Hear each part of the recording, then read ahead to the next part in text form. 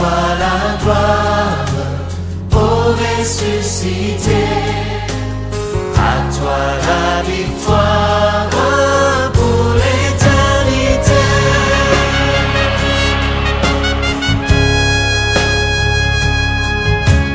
À toi la gloire, ô ressuscité. À toi la victoire.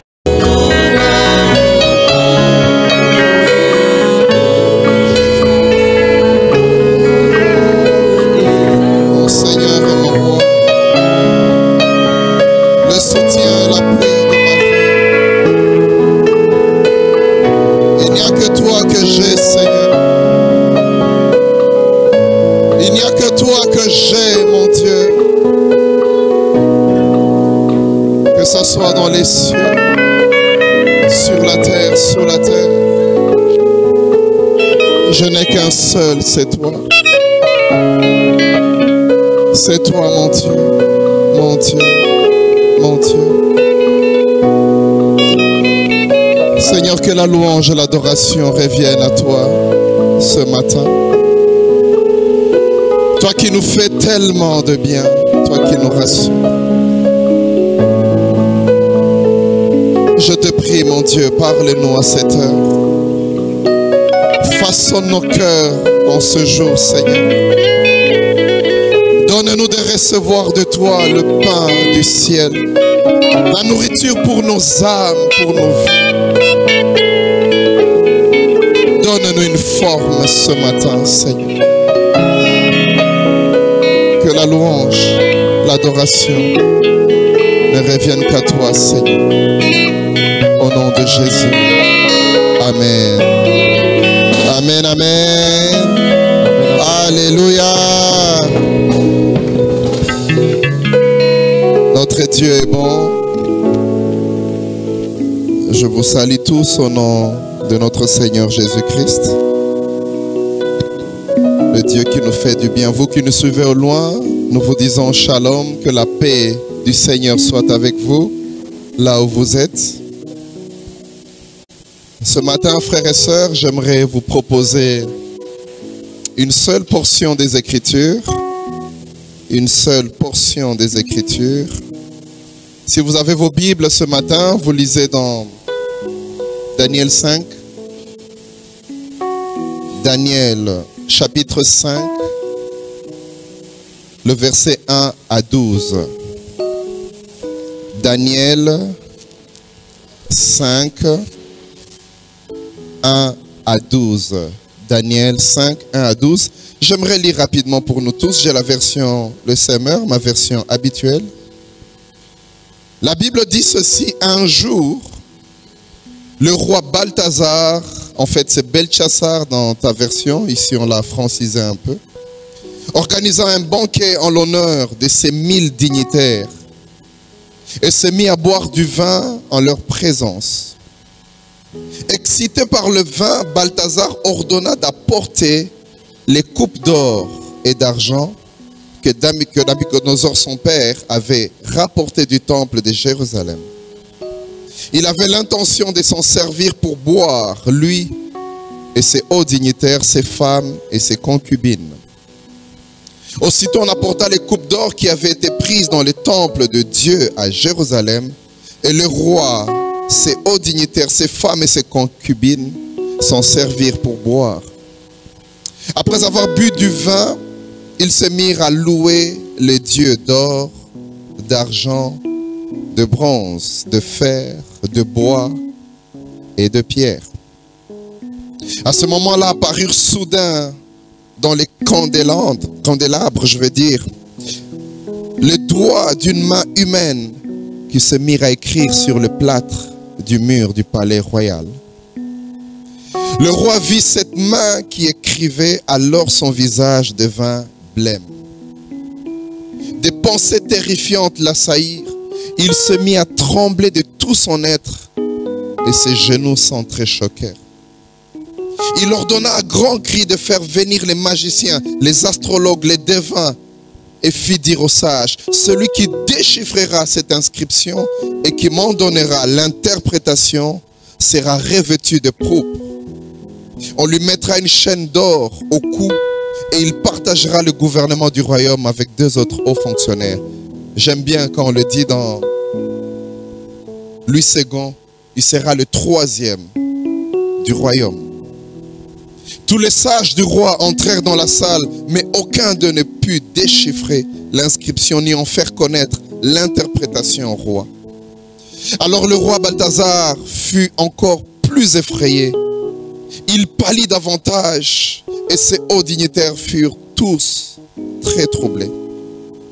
Quand la reine mère fut informée de ce qui troublait le roi et ses hauts dignitaires, elle pénétra dans la salle du festin. Elle prit la parole et dit: que le roi vive éternellement. Ne te laisse pas terrifier par tes pensées et que ton visage ne pâlisse pas ainsi. Il y a dans ton royaume un homme en qui réside l'Esprit de Dieu Saint. Du temps de ton père, en trouvant en lui une clairvoyance, j'aime Louis II qui dit en trouvant en lui des lumières, une intelligence et une sagesse pareille à la sagesse des dieux. Aussi le roi d'Amicodzon, ton père, l'a-t-il établi chef des mages, des magiciens, des astrologues, des devins. Car cet homme, Daniel, que le roi a nommé Belchassar, possède un esprit extraordinaire, de la connaissance et de l'intelligence pour interpréter les rêves, trouver la solution des énigmes et résoudre les problèmes difficiles. Et elle donne conseil, elle dit, que l'on appelle donc Daniel, il te donnera l'interprétation. J'aimerais parler en ce jour d'un thème, le Dieu qui pèse les humains. Le Dieu qui pèse les humains. Quand je parle de Dieu qui pèse, je veux dire premièrement le Dieu qui jauge les humains. Le Dieu qui a la mesure, la vraie valeur de chacun de nous. J'aimerais dire en ajoutant que les mesures de Dieu sont vraies. Alléluia. Quand Dieu te donne la valeur de quelqu'un, quand Dieu parle de quelqu'un, son témoignage n'est pas faux. Alléluia. La Bible dit dans Apocalypse, j'aime bien comment il se présente avant de parler à l'église de Laodicée. Il dit, voilà ce que dit le témoin digne de foi. Alléluia. Et deuxièmement, il dit, celui qui préside, qui a présidé à toute la création. Ça veut dire il a vu, il a entendu, il connaît qui sont les humains, quels sont les hommes. Les hommes peuvent t'applaudir, les hommes peuvent dire du bien de toi, les hommes peuvent t'apprécier, mais c'est le témoignage de Dieu qui sera vrai. Alléluia. On parle de lui comme le témoin fidèle, celui qui a présidé à toute la création. Ça veut dire celui qui a vu les œuvres découvertes, mais aussi les œuvres cachées. Celui qui te connaît lorsque tu es toute seule, tout seul, celui qui sait ce que tu as réellement dans ton cœur, les pensées de ton cœur. La Bible dit, le cœur de l'homme, il est tortueux par-dessus tout. Qui peut le connaître? Mais la Bible ajoute en disant, Dieu sonde les cœurs de tous les humains. Alléluia. Dieu, il sait exactement ce qui est en chacun de nous. Et quand il pèse quelqu'un, quand il dit cet homme, il a telle nature, il est telle personne, son témoignage est vrai. Alléluia. La troisième chose que j'aimerais dire à ce niveau, c'est que les critères que Dieu utilise ne sont pas les critères des hommes. Amen, amen. Et le grand prophète Samuel, il a appris au cours de son ministère ce genre de choses. C'est par l'expérience que Samuel a compris ces choses. On voit Samuel, dans 1 Samuel, il se retrouve chez Isaïe, le père de David. Il est en train d'aller pour oindre un roi. C'est ça qu'il a reçu comme mission. Et à peine il s'assoit, Isaïe lui présente des enfants. Et le tout premier qui vient, c'est Eliab. La Bible dit, il allait se lever pour le oindre. Lui-même dans son cœur disait certainement c'est lui le roi. Et Dieu lui parle et lui dit, hey, fais attention, ne regarde pas sa taille imposante, ne regarde pas sa carrure, non. Pour cet homme, Samuel, il se disait, un roi, comment est-ce qu'un roi doit être? Il doit être grand, il doit être fort, il doit avoir des paquets de biceps. Sûrement qu'il se référait à Saül, parce que la Bible dit dépasser les gens d'une tête. C'est dit non, le roi doit être comme ça.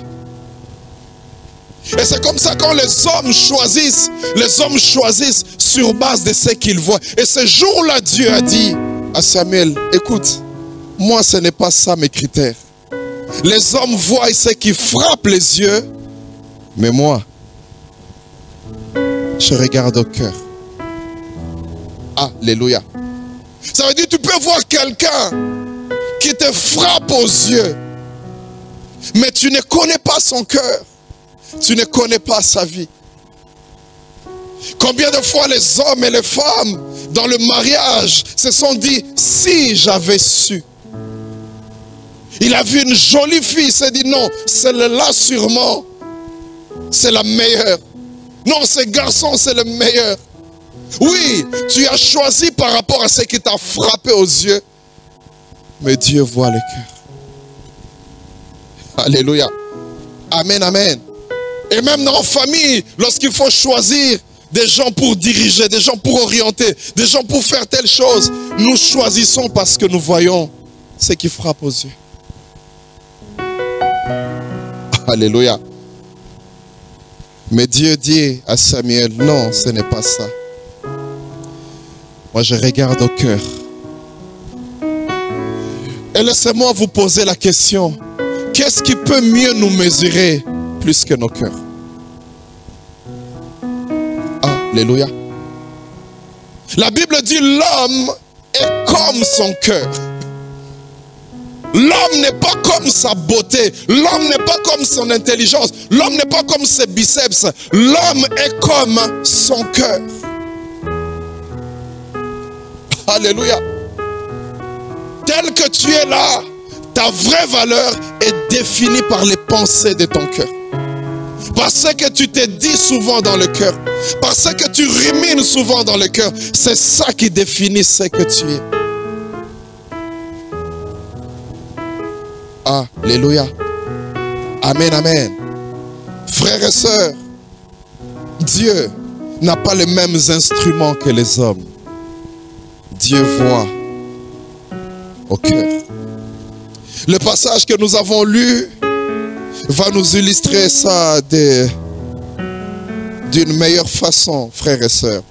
La Bible dit que le roi Balthazar ou Belchassar, selon ta version, il a organisé une fête. Vous pouvez vous imaginer, c'était la fête du roi. Vous pouvez vous imaginer l'ampleur. À cette époque-là, les fêtes pouvaient durer plusieurs jours, même plusieurs semaines. Alléluia. C'était des grandes fêtes avec des préparatifs terribles, immenses. Et la Bible dit au verset 2, excité par le vin, subjugué par le vin, bougé par le vin. Le roi Belchassar dit, amenez-moi les ustensiles qui étaient dans le temple de Jérusalem. Amenez-moi ça. Les ustensiles qui ont servi pour la gloire de Dieu. Amenez-moi ça. Je veux boire dans ça. En fait, c'était une pratique à l'époque. Chaque fois qu'on remportait une victoire sur un peuple, on prenait les divinités de ce peuple et on les emmenait pour les suyer, pour se moquer d'eux. Et comme le peuple d'Israël n'avait pas de statues, n'avait pas ce genre de choses, ils ont pris toute la vaisselle qui était dans le temple c'était en or et en argent. Et pour montrer qu'il est plus fort, qu'il a marché sur des peuples, il a dit non, amenons la fête à son comble, à son niveau le plus élevé. Amenez-moi tout ça. Nous allons boire. La Bible dit, il avait l'intention de s'en servir pour boire, lui et ses hauts dignitaires, ses femmes et ses concubines. Aussitôt on apporta, c'est le roi qui a parlé, les coupes d'or qui avaient été prises dans les temples de Dieu à Jérusalem. Au verset 4, la Bible dit, après avoir bu du vin, ils se mirent à louer le Dieu d'or, d'argent, de bronze, de fer, de bois et de pierres. C'est ce qui arrive souvent quand les hommes se retrouvent ensemble en train de boire. Ils commencent à parler chacun de ses performances. L'un va louer sa voiture. Non, moi j'ai la dernière Mercedes, la dernière Lamborghini, la dernière. L'autre va louer ses bijoux. Non, moi j'ai acheté. L'autre va louer son bateau. L'autre va louer ses villas. Ils sont en train de parler de toutes ces choses que eux ils adorent. Et pendant qu'ils étaient dans cette ambiance de montrer chacun sa suprématie, la grandeur de Babylone, la Bible dit au verset 5, en ce moment-là apparurent devant les candélabres. Les candélabres, c'était ces genres de meubles, je peux dire, ou des colonnes sur lesquelles on plaçait des objets pour illuminer la salle. Et le maître des temps et des circonstances qui connaît toutes choses, il a choisi l'endroit là où il y avait la lumière pour que l'écriture puisse être écrite et que tout le monde voie. Alléluia. J'aimerais dire à quelqu'un, si Dieu veut t'exposer, il choisira le moment qu'il faut, il choisira l'heure qu'il faut, il choisira les personnes qu'il faut. Alléluia. Ça n'a pas été écrit n'importe où, pas dans un lieu obscur, près du candélabre, là où il y avait la lumière. Et on voit une main, on précise, c'était la main d'un homme qui a commencé à écrire, excusez-moi, sur le plâtre. Alléluia. On écrit des choses qu'on ne sait pas déchiffrer. Directement, la fête s'est arrêtée. Vous imaginez, vous êtes dans une fête et on vous apprend une mauvaise nouvelle. Quel que soit ce qu'on va vous présenter, rien ne marchera. Vous avez tout arrêté. La Bible dit au verset 6, alors le visage du roi devint blême, des pensées terrifiantes l'assaillirent. Il commença à se poser la question, c'est quoi? Qu'est-ce qui se passe? Il s'est mis à trembler de tout son être, le roi qu'il était. Et ses genoux sont très choqués. Et la Bible dit à grand cri, il a dit, faites venir les magiciens, amenez toute cette personne. J'aimerais qu'on me déchiffre ça. Qu'est-ce que ça veut dire? La fête s'est arrêtée. On appelle les mages, les devins et toutes ces personnes, les astrologues. Personne n'arrivait à déchiffrer. Alors la panique a augmenté. Parce qu'on ne sait pas ce que ça veut dire et les gens sur lesquels il comptait ne savent pas lui dire ce qu'on a écrit sur le mur.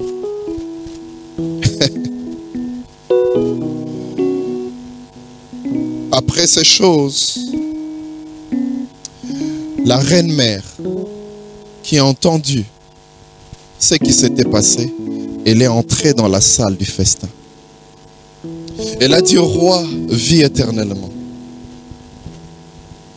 N'aie pas peur, car dans ton royaume, il y a un homme, Daniel. Déjà du temps de ton père. C'était quelqu'un qui avait des lumières, une clairvoyance, une intelligence. Elle dit même, elle avait la sagesse de Dieu. Quand je lis ce passage, c'est un challenge. J'aimerais ouvrir une parenthèse. Daniel a commencé son ministère, il a avancé. Plusieurs lois lui ont succédé. Mais quand vous vous rendez compte de la vie de Daniel, il a gardé une stabilité dans le ministère, quels que soient les rois qui sont passés. Il a prophétisé depuis tous ces rois. Et même quand on l'a appelé, on n'a pas trouvé Daniel en train de boire quelque part. On n'a pas trouvé Daniel, non. Il est venu, il avait toujours l'esprit de Dieu. Il a continué à interpréter les choses. Et les commentateurs de la Bible disent qu'à cette époque-là, il avait 84 ans. Ah, alléluia. Daniel continue à le faire. Il est resté en communion avec Dieu. Et apparemment, il n'était même plus aux affaires. Frères et sœurs, la reine-mère lui dit, appelle Daniel. Et Daniel, il te dira ce que c'est. On a appelé Daniel. Et voici ce que Daniel dit au verset 25. J'aime ma version qui dit, voici mot à mot ce qui est écrit là. Il a été compté une mine, un cycle et 2 demi-cycles. Et voici l'interprétation.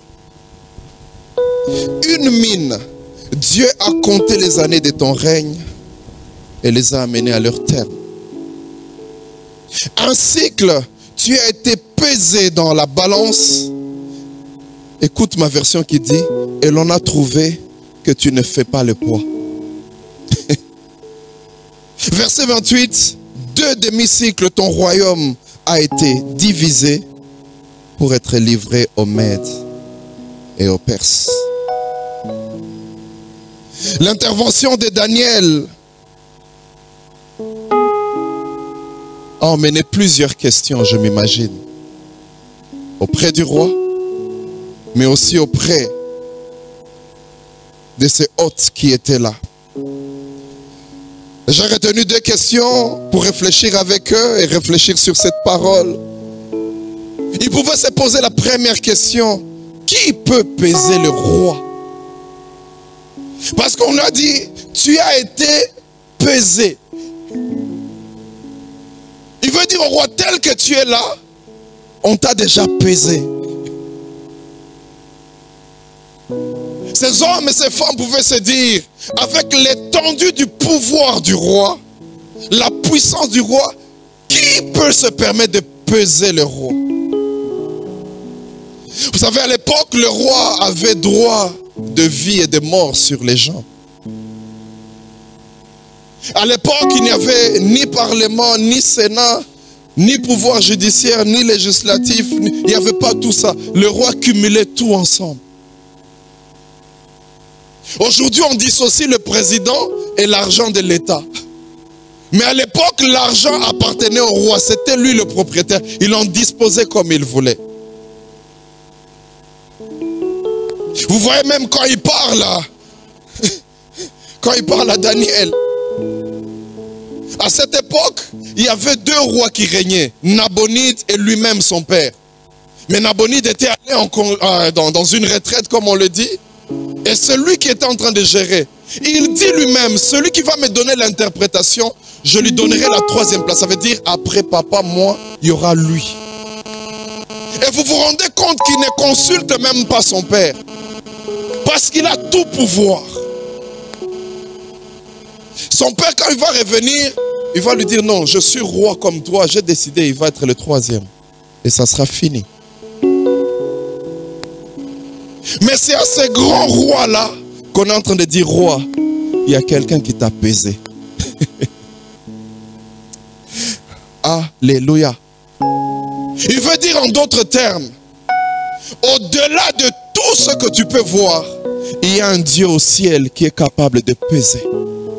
Et quand il est en train de lui parler, Daniel est rentré dans les temps passés en parlant de son père, Nabuchodonosor. Il dit du temps de ton père, il était orgueilleux, il était comme ci et comme cela, mais ceux qui veillent, à l'époque j'avais dit à ton père qu'au ciel, il y a des gens qui veillent, il y a des gens qui voient tout. Et aujourd'hui je viens te dire qu'il y a quelqu'un qui pèse tout ce que tu fais. La deuxième question que peut-être l'auditoire pouvait poser, pouvait peut-être poser à Daniel la question: est-ce que tu sais à qui tu parles? Puisqu'il dit, on t'a pesé et tu ne fais pas le poids. On t'a pesé, j'aime bien la version Louis II, on dit, on t'a trouvé léger. Mais est-ce que tu sais que tu parles au roi? Est-ce que tu sais que tu parles à celui qui détient les finances de la plus grande puissance à l'époque? C'est comme si tu disais à Donald Trump aujourd'hui, le président de la plus grande puissance, tu dis, tu vois, tel que tu es là, tu n'as aucun poids. Tu es léger. Les gens vont se dire, est-ce que cet homme, il sait de quoi il parle? C'est toi qui traites le roi de léger. Vous entendez ce genre d'expression quand on veut évaluer les gens dans le monde? On pose la question, il pèse combien en termes de millions? Et tu entendras, on dit non, lui il pèse 15 millions de dollars. C'est ça son poids. Non, lui il est en termes de milliards. Tu prends l'un de ces milliardaires de ce monde, vous vous rencontrez dans un hôtel à Hilton, je ne sais, et tu le regardes, tu lui dis, tu es milliardaire, c'est vrai. Mais on t'a pesé, on a trouvé que tu es léger. Avec tout ce qu'il a, avec toutes ses richesses, on lui dit, tu as été pesé et tu n'as même pas fait le poids d'un cycle, d'un seul cycle d'argent. Ça a troublé les gens. Un peu comme toi ce matin, ça peut te troubler. Tu peux te poser la question comme moi ce matin. Qui pèse lourd dans la balance de Dieu? Qui pèse lourd dans la balance de Dieu? Qui a du poids dans la balance de Dieu? Est-ce un homme qui a construit une belle maison? Est-ce un homme qui s'est marié dans l'un des plus grands lieux de ce monde? Est-ce un homme qui a un poste élevé dans ce monde? Qui pèse dans ce monde aux yeux de Dieu? Qui dans la balance de Dieu a un poids au point que Dieu peut même témoigner? Qui pèse? Est-ce que tu pèses dans la balance de Dieu? Quand Dieu te pèse, quel poids te donne-t-il? La Bible dit dans Job 2, j'aimerais lire ce passage dans Job 2.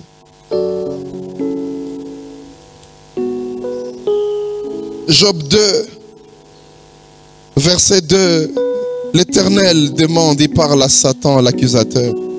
Il dit, d'où viens-tu? Il répond, je viens de parcourir la terre et de la sillonner. Alors l'Éternel reprit, as-tu remarqué mon serviteur? Il n'y a personne comme lui sur la terre. Je vous rappelle que Job avait beaucoup de brebis, beaucoup de chameaux, beaucoup d'argent. Il était un homme très riche. Mais quand Dieu parle de lui, il dit il n'y a personne comme lui sur la terre. Mais il ne l'évalue pas en termes de richesse. Il ne l'évalue pas en termes d'argent. Il dit c'est un homme intègre et droit. Un homme qui révère Dieu et qui évite le mal. il persévère toujours dans son intégrité, c'est pour rien que tu m'as incité à l'accabler. Es-tu grand? Es-tu lourd? La question ne doit pas venir par rapport à ta beauté, non. La réponse ne doit pas venir par rapport à tes longs cheveux, par rapport à ta belle taille, par rapport à tous tes avoirs. La réponse doit venir par rapport à ton cœur. Quel poids est-ce que tu as dans la balance de Dieu? Lui-même, Job, quand il parle de lui, il dit ceci en ces termes, Job 29, verset 7. Il dit, écoutez, regardez un peu comment j'étais. Il dit, lorsque je me rendais aux portes de la ville, quand je dressais mon siège sur la place publique, les jeunes gens me voyaient et ils se retiraient. Quand Job avançait, les gens lui faisaient de la place. Laissez passer Job. Laissez passer le vieux Job, il arrive. Tous les jeunes reculaient pour laisser passer celui qu'on honore. Et il ajoute 2, les vieillards se levaient et ils restaient debout, même les vieillards, debout.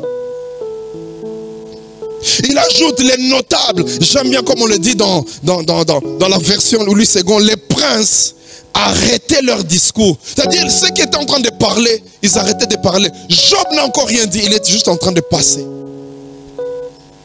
Le vieillard se levait et il restait debout, il ne s'asseyait pas. La Bible dit, les notables arrêtaient leur discours. La Bible dit, et se mettaient une main sur la bouche. Les grands baissaient leur voix et ils tenaient leur langue collée à leur palais. Au verset 11, il dit, celui qui m'écoutait me déclarait heureux. Celui qui me voyait parlait de moi en bien. C'était la gloire de Job. Mais lui-même, il en donne l'explication. Pourquoi les gens m'honoraient comme ça? Pourquoi les gens me mettaient sur un piédestal? Il ne dit pas parce que j'avais des brebis. Il ne dit pas parce que j'avais de l'argent. Non. Il dit, verset 12, car je sauvais les pauvres qui appelaient à l'aide, ainsi que l'orphelin privé de tout secours. Ceux qui allaient mourir me bénissaient. Et je mettais la joie dans le cœur de la veuve. J'y mettais la joie. J'endossais la justice. C'était mon vêtement. Ma robe et mon turban, c'était ma probité. J'étais l'œil de l'aveugle et le pied du boiteux. J'étais comme un père pour ceux qui étaient pauvres. J'examinais à fond les cas des inconnus. Je brisais les mâchoires de l'homme violent et je lui arrachais la proie d'entre les dents. Si les gens me considéraient comme cela, si les gens me prenaient avec autant d'estime, ce n'est pas à cause de mon argent. Ils voyaient en moi un homme juste. Ils voyaient un homme avec une probité morale. Combien de fois on voit des gens, un haut cadre dans des grandes entreprises, quelqu'un qui gagne beaucoup d'argent, mais à cause de sa moralité, quand il passe, les gens font... On ne respecte pas. C'est peut-être à cause de l'argent que tu donnes aux gens que les gens viennent encore. Mais dans leur cœur, tu n'as plus aucune estime. Rien du tout. Tu n'as plus aucune valeur. Mon frère et ma soeur, si tu veux chercher le poids de ta vie, regarde ton cœur. Il dit au roi, tel que tu es là, tu es roi, tu as le pouvoir. Mais on t'a pesé, on a trouvé que tu es léger.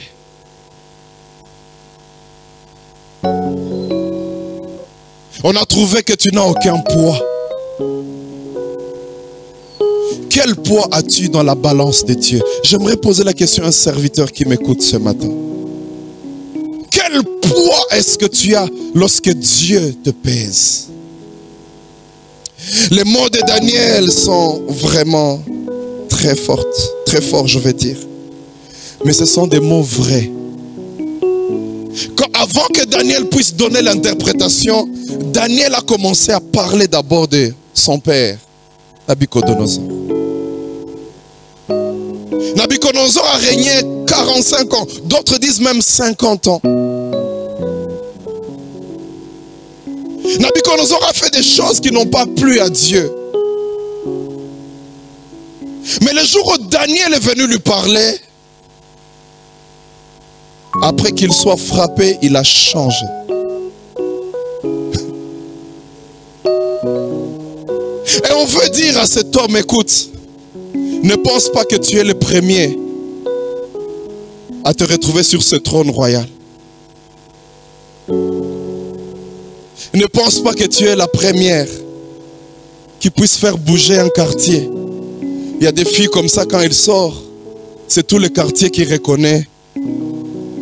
Comme la Bible dit, elle est fort belle. Ne pense pas que tu es la première. Ne t'imagine pas que ton poids dépend de ce que tu as. Non, ton poids dépend de ce que tu es. Et ce que tu es, c'est ce qu'il y a dans ton cœur. La Bible dit l'homme est comme les pensées de son cœur.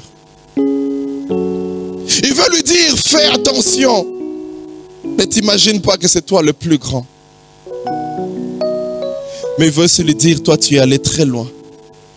Ton père, il a ramené les ustensiles, mais il ne les a jamais profanés. Toi tu es allé trop loin. Parce que quand il donne la sentence, il a parlé de ça. Tu as pris ça. Comment tu peux arriver à ce niveau-là? Toi, tu as pris ça et tu as commencé à utiliser ça pour boire avec tes concubines. Il veut lui dire, c'est vrai que le royaume a atteint son apogée. Vous savez, en histoire, après l'apogée, c'est le déclin. Parce qu'après ça, c'était le déclin. C'est vrai qu'avec toi, la royauté, Babylone a atteint un niveau élevé, indécent. Mais quand je te regarde, tu ne pèses pas plus que ceux qui sont venus avant toi. Tu es tellement léger à cause de ta moralité, à cause de ta vie, tu es tellement léger.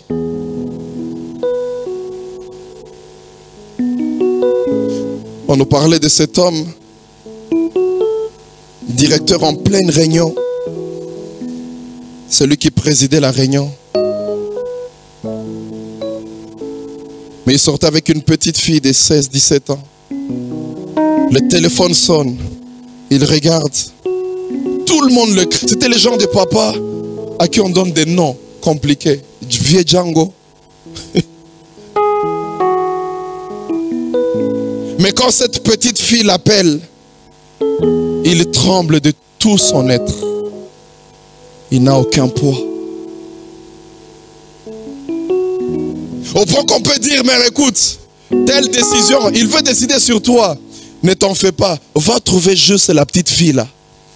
Dieu lui parle pour moi. Tu verras que même s'il vient avec colère, il va descendre. Il n'a aucun poids. Quelqu'un qui l'appelle au téléphone, qui lui dit, écoute, ça fait 2 fois que j'appelle, tu ne réponds pas. Tu étais où? Je suis en réunion. Non, écoute, tu dois venir tout de suite. Mais écoute, je suis en réunion, écoute. Si tu ne viens pas, ne m'appelle plus jamais. On a vu le papa s'élever et dire aux gens qui sont dans la réunion, j'ai une urgence. Urgence wapi. J'ai une urgence, je dois partir. Devant les gens, il semble avoir un cabot, un poids. Mais devant le péché, il ne pèse pas lourd. Est-ce que tu pèses lourd devant le péché?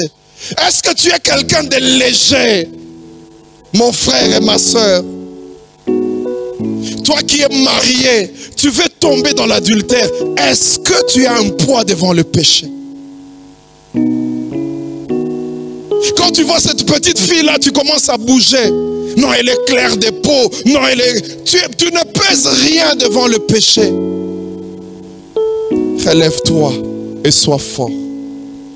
Quand on te présente de l'argent comme ça, tu commences à trembler. Tu veux voler. Tu ne pèses pas devant le péché. Léger. Soyons des personnes solides. Le péché vient, tu résistes. Alléluia. Les tentations viennent, tu résistes. J'aime bien cette parole qui dit, résistez au diable, il fuira loin de vous. Mais si tu n'as aucun poids, il ne fuira pas, il va t'attraper. Oh, comment je la vois, je sens que tout mon être part. Résiste, ne sois pas léger. Ne sois pas un serviteur léger. Ne sois pas un enfant de Dieu léger. Notre Dieu est puissant. Il a vaincu le diable. Il nous a donné cette puissance. Tu dois vaincre le diable. Et j'aime bien ce verset qui dit, aucune tentation n'est survenue qui était au-delà de tes forces. Ça veut dire que tu as la force.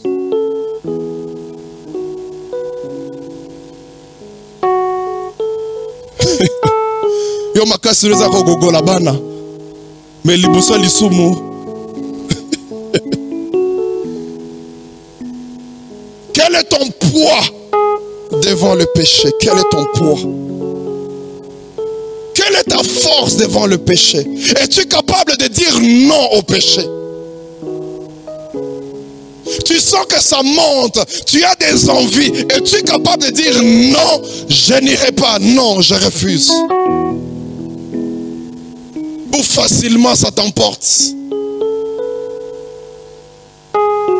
Il y a des gens, ils sont même prêts à abandonner leur femme. Il y a des gens vraiment, ils ont des paroles terribles. Il vient dire à une soeur, écoute, tu sais, le jour où ma femme mourra, c'est toi que je vais épouser. Ah!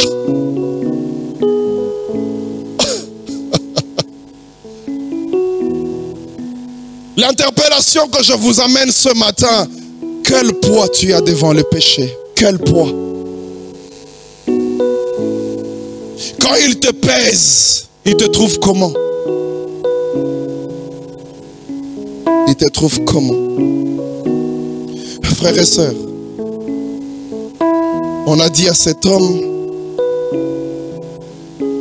tu as été pesé et tu étais léger. Tu n'avais pas le poids. La Bible dit, cette même nuit-là, le roi est mort.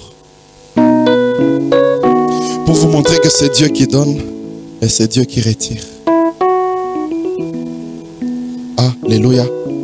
Mais le problème c'est que toi, tu aimes plaire aux hommes.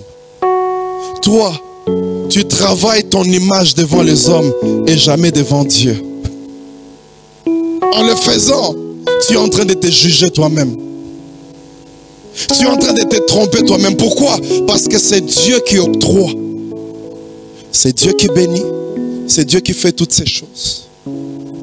Alléluia. Frères et sœurs, quel est ton poids? Combien pèses-tu? Que Dieu bénisse sa parole. Maman Déo.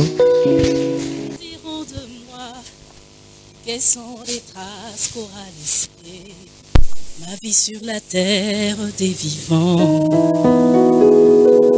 Car le jour où je vais mourir, qu'est-ce que les hommes diront de moi? Quelles sont les traces qu'aura laissées ma vie sur la terre des vivants? Car le jour de mon départ, qu'est-ce que les hommes diront de moi? Quelles sont les traces qu'aura laissées ma vie sur la terre? Est-ce qu'on peut le dire encore? Car le jour où je vais mourir, qu'est-ce que les hommes diront de moi? Quelles sont les traces qu'on va laisser parmi sur la terre?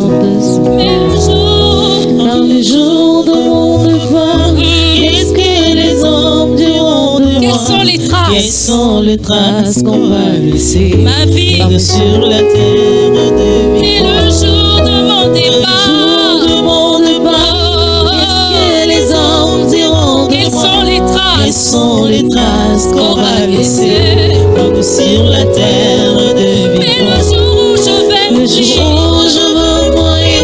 qu'est-ce que les hommes diront de moi? Quelles sont les traces qu'on va laisser sur la terre de vie? Et le jour de mon départ,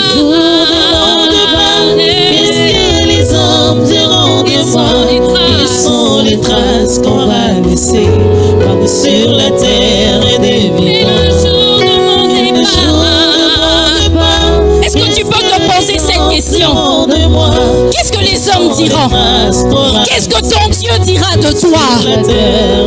Mais le jour, je vais mourir, les hommes diront. Lorsque je serai sur cette balance, combien je pèserai? Mais le jour de mon départ, diront de moi, quelles sont les traces qu'aura laissé ma vie sur la terre? Mais le jour de mon départ, je veux me poser cette question. Sur la terre des vivants.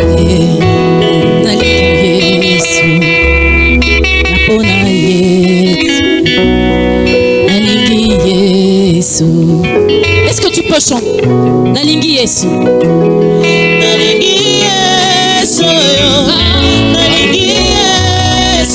C'est ce que je veux crier.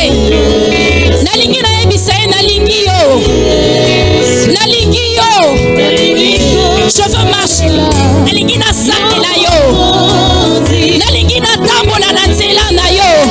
Oh oui, j'aimerais lorsque je serai pesé que je puisse marcher dans la justice, que la justice puisse peser, la crainte du nom de l'Éternel puisse peser. J'aimerais l'assistance à ceux qui sont dans la messe puisse peser dans ma vie.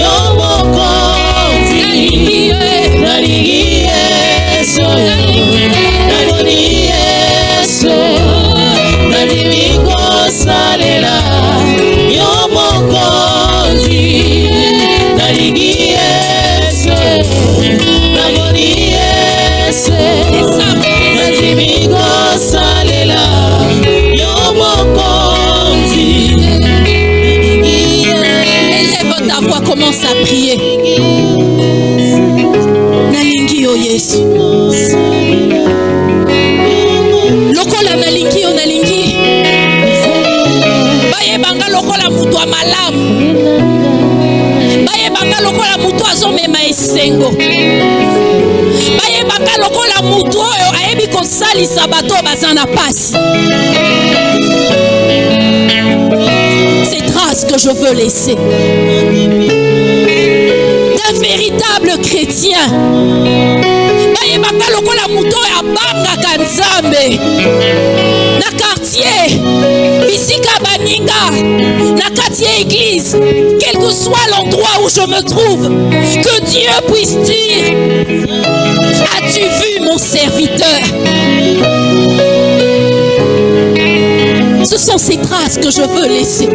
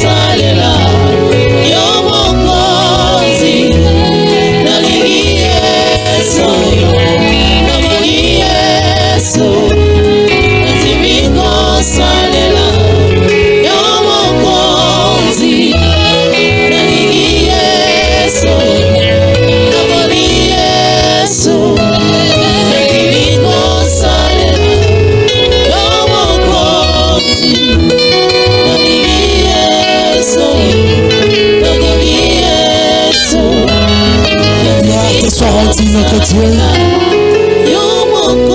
Seigneur, nous sommes dans la joie de se retrouver dans ta présence et d'écouter, Seigneur, si merveilleuse parole qui nous amène à se préparer, Seigneur, à ta rencontre. Bien-aimé dans le Seigneur, si aujourd'hui le péché est devenu comme la poliomyélite dans ta vie, qui t'a amené à devenir handicap, ce matin, cette parole est venue à toi, est venue à moi comme un vaccin qui va te donner encore la force de pouvoir te capacités, de pouvoir surmonter, alléluia, tes faiblesses, tes incapacités, et aller au-delà de tes forces, aller au-delà de tes limites. La pollution de ce monde rend handicap pour toujours, mais avec Jésus comme étant notre vaccin, il peut encore nous donner la force. Alléluia. Seigneur, merci, parce que cette parole nous aide encore, oh Dieu, à pouvoir se tenir debout. Seigneur, merci. Ce matin, tiens-nous par la main, marche avec nous, comme étant le bon berger, le vaincu, le meilleur conducteur. Nous sommes dans la joie parce qu'à chaque fois que tu nous conduis, tu amènes toujours au bon port. Nous te glorifions. Bénis ton serviteur qui nous a parlé. Bénis ton peuple qui nous ont suivis de près ou de loin. Bénis tes serviteurs, tes servantes qui ont répondu, Seigneur, à ton appel pour ce qu'ils sont merveilleux. En donnant de gloire. Et nous t'acclamons le roi de gloire. Nous t'acclamons le Seigneur des seigneurs, le Dieu tout-puissant. Béni soit ton nom, le Dieu des Sinaï. À toi la gloire, ô ressuscité.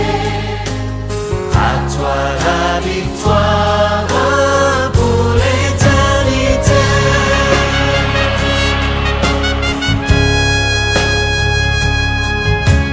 À toi la gloire, ô ressuscité.